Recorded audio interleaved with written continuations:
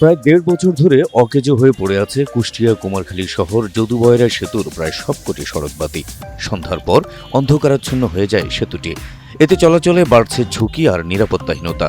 আর অন্ধকারের সুযোগ পেয়ে মাদকসেবীরা চালাচ্ছেন নানা ধরনের অপরাধমূলক কর্মকাণ্ড। এতে ক্ষুব্ধ স্থানীয়রাও। কর্তৃপক্ষের যে কত বড় উদাসীনতা এবং এর তদারকি করার জন্য যে কেউ আছে এটা আমাদের জানা নাই। আমরা এখানে দেখতে পাচ্ছি যে মাদকসেবীদের আড্ডা রাত 10টার পরেই, এবং যারা এইগুলো চুরি করেছে তারা নিশ্চয়ই উড়ে আসে নাই মঙ্গল গ্রহে থেকে।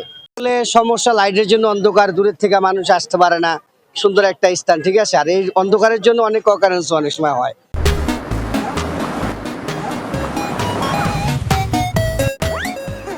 দেখা যায় দূরের থেকে পোলাপাইন আসে, অনেকে টাকা টাকা হাতে আনে, এরকম অনেক ঘটনাই ঘটে। লাইনটা থাকলে পারে ব্রিজটা সুন্দর থাকতো, লোকজন বেড়ায়ও মজা পাইতো। আর এই আধারে লোকজন বেড়াবি কেমন করে, থাকতো দাঁড়াইতে চায় না।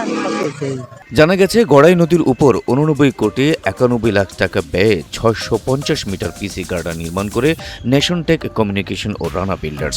কাজ শেষে 2023 সালের 28 জুন জনসাধারণের জন্য উন্মুক্ত করা হয় সেতুটি।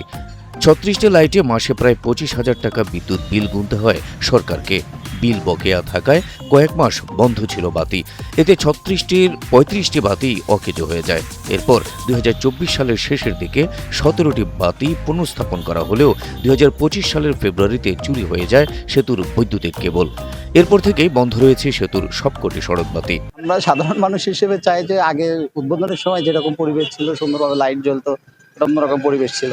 আমরা চাই যে আসলে আগেকার মতোই হোক। যেহেতু এখানে কোনো প্রশাসন থাকে না, সারা রাত পাহারা দেওয়ার মতো কেউ থাকে না। শুধু এইটাই না, আপনি ভাবতে পারেন যে লাইট না জ্বললে পরে এর যে কার্যকরী ক্ষমতাগুলা থাকে এগুলা তো ক্রমেই নষ্ট হয়ে যাবে। অত অবশ্যই আসলে এটা কোনো বিষয় না, এটা হচ্ছে জনগণের নিরাপত্তার জন্যই সরকার দ্রুত চাই যে লাইটের ব্যবস্থা করা হয় জনগণের নিরাপত্তার সাথে। তবে বরাদ্দ পেলে আগামী অর্থবছরে সড়ক বাতিগুলো পুনঃস্থাপনের আশ্বাস দিয়েছে উপজেলা প্রশাসন।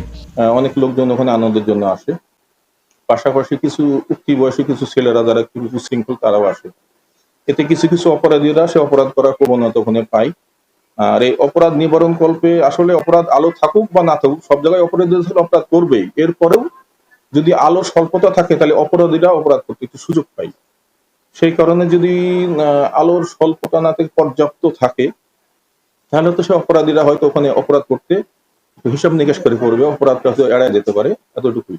ফুটপাতের নিচ দিয়ে যে পায় আমরা দামি কেবলটা নিয়ে গেছিলাম লাইনের জন্য, সেটা চুরি হয়ে যায়। চুরি হয়ে যাওয়াতে দামি তারগুলো চুরি হয়ে যাওয়াতে আমি এটা অবশ্য থানাতে জিডি করি এবং ঊর্ধ্বতন কর্তৃপক্ষের জিডির কপি সহ উপস্থাপন করছি। এরপরে আর তেমন কোনো বরাদ্দ না পাওয়াতে আমরা এখনো এটার কাজ কিছু হাতে নিতে পারিনি। পরবর্তীতে যদি বরাদ্দ আসে তখন আমরা সেটার ব্যবস্থা 2025-26 অর্থবছরের শেষের দিকে 2026-27 অর্থবছর কিছুদিনের মধ্যে শুরু হয়ে যাবে। আমাদের নতুন বরাদ্দ থাকলে আমরা এই কাজগুলো করব।